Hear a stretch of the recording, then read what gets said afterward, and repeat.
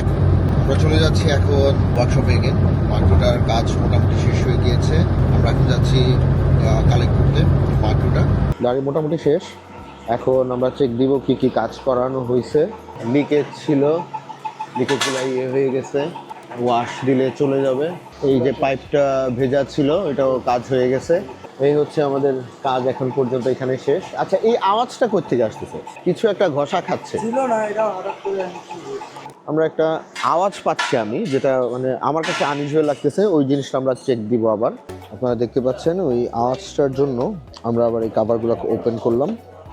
যদি দেখেন নতুন সব বেয়ারিংগুলো নতুন দেওয়া হয়েছে।